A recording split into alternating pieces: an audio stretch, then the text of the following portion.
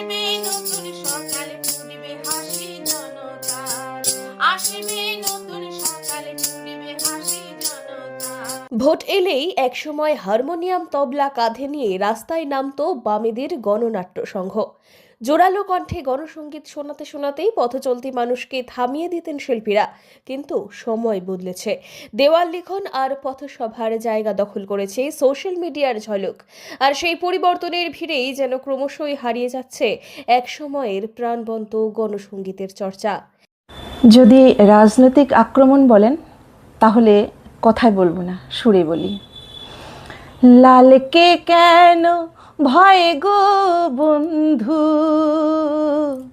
লালকে কেন ভয়ে, লাল যে মায়ের সিথের সিঁদুর, লাল যে মায়ের সিথের সিঁদুর, ভোরের সূর্যোদয়, লালকে কেন ভয় গো বন্ধু, লালকে কেন ভয়ে। 40 দশকের বাংলায় বামপন্থী সাংস্কৃতিক আন্দোলনের অন্যতম শক্তি ছিল এই গণসঙ্গীত। তরুণদের কণ্ঠেই ছিল তার প্রাণ। সামাজিক অবিচার, শোষণ, বঞ্চনার বিরুদ্ধে প্রতিবাদের ভাষা হয়ে উঠেছিল এই গান। হেমাঙ্গ বিশ্বাস, সলিল চৌধুরী, কাজী নজরুল ইসলাম কিংবা সুকান্ত ভট্টাচার্য, তাদের সৃষ্ট গান আজও প্রতিবাদের আগুন জ্বালায়। তবে বর্তমান প্রজন্মের কাছে সেই আকর্ষণ অনেকটাই ম্লান। ডিজিটাল বিনোদনের ভিড়ে গণসঙ্গীত যেন আর জায়গাই পাচ্ছে না। ফলে এবছরের নির্বাচনী প্রচারে গণসঙ্গীতের দলগুলিতে দেখা যাচ্ছে অধিকাংশই 50 ঊর্ধ্ব শিল্পীদের। গণনাট্য সংঘের জেলা সম্পাদিকা সুপর্ণা দাশগুপ্ত জানিয়েছেন, গণনাট্য সংঘ থেকে এবার নির্বাচনী লড়াইয়ের লোকগীতির আঙ্গিকে দুটি গান তৈরি হয়েছে।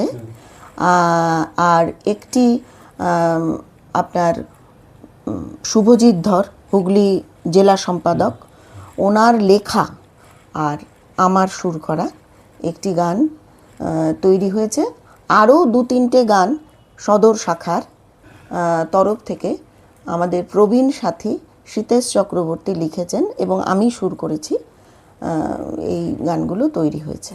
জলপাইগুড়ি জেলায় 7টি বিধানসভা কেন্দ্রেই বামেরা এবছর প্রার্থী দিয়েছে। দল বেঁধে গণসঙ্গীত পরিবেশন করে প্রচার চালাচ্ছেন শিল্পীরা। তবে লোকের অভাব তো স্পষ্ট। রাজনীতির প্রতি অনীহা নাকি সময়ের পরিবর্তন, যে কারণেই হোক না কেন গণসঙ্গীতের সেই জোয়ার এখন অনেকটাই থমথমে। বঙ্গবাসী শুনুন শুনুন, বঙ্গবাসী শুনুন দিয়া